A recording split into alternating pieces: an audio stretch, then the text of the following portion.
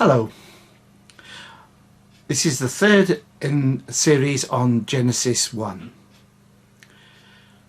and the final episode. I think a number of Christians shy away from Genesis 1 because they do not want to get involved in a science versus religion row.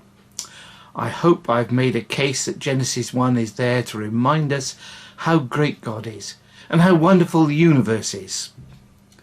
A passage to lead us to praise God. And I have to say that when I was at university, there were many scientists in the Christian Union, and in part I think that was because we were people who looked at evidence. There were also a number of lawyers, and also in part because we were curious about the world around us. I think there's one further stumbling block for some in Genesis chapter 1, and I want to look at that now. The passage in question is this: God blessed them and said to them, "Be fruitful and increase in number, fill the earth and subdue it, rule over the fish in the sea and the birds in the sky, and over every living creature that moves on the ground." I think many now would criticise the use of this passage to allow massive environmental damage and cruelty to animals. Certainly there have been times when this has been used to justify the kind of malicious and irresponsible behaviour that has led to the environmental problems we all face now. I have travelled through Borneo from one jungle rainforest area to another, and for 2 hours or more on either side of the road there was nothing but a sea of palm trees and bare areas about to be planted. But I've also rejoiced to travel to the Somerset Levels, where bitterns are returning to places where peat has been extracted, but are now species-rich reserves. I think, however, that this is an incorrect use of this passage, and so I want to look in more detail at it. The first thing to say is that it clearly states what is actually the case. We do rule over all living things. Sometimes nature can cause us problems. COVID-19 is one example. But we are able to overcome it, and one day we will. Many people are living examples of that. It is also true that if I meet a lion out walking, I'm likely to be in trouble. But actually more lions are killed by people than people killed by lions. We have many ways of subduing them. We are actually able to deal with any living creature if we only take the time and trouble to do so. It is a simple fact that we are powerful and able to rule over nature. But this verse has more to it than that. I suppose it's not surprising that when words like subdue and rule are used, we automatically think of conquering armies and dictatorships. There's so many examples from history where people have subdued another nation and ruled over it, often with great destruction and cruelty. People are sinful. In the same way, people have used this passage to justify subduing living creatures in an exploitative way. Subduing means cutting down forests, wiping out inconvenient animals, and getting rid of anything which stands in the way of progress.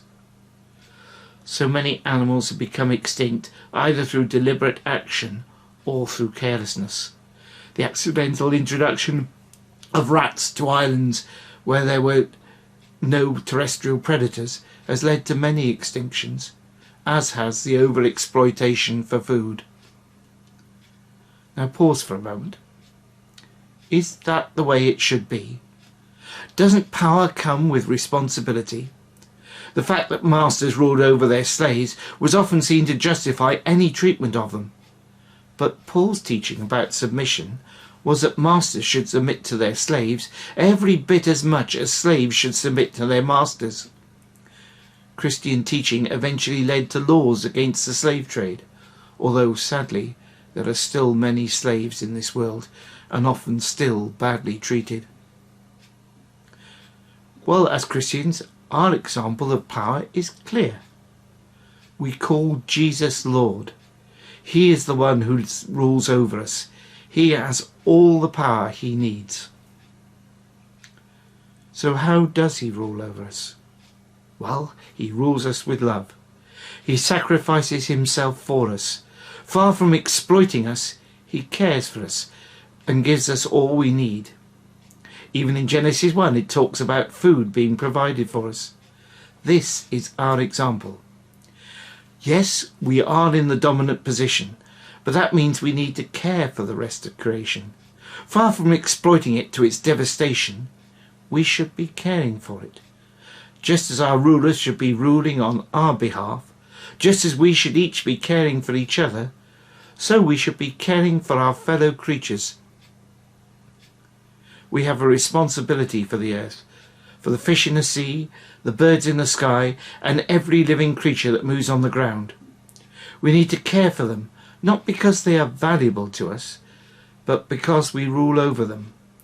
Decisions we make, ways we behave, have real effects in our world.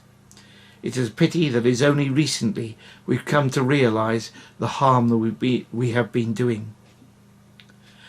Unfortunately, there are people who will choose to exploit rather than care for the world. But this applies to every sort of behaviour. There are those who steal from and kill other human beings. There are also those who choose to destroy living creatures for their own gain. Genesis 1 should lead us to praise and thank God. It should also lead us to show care for other living things over which we have so much power. Thank you for listening. Goodbye.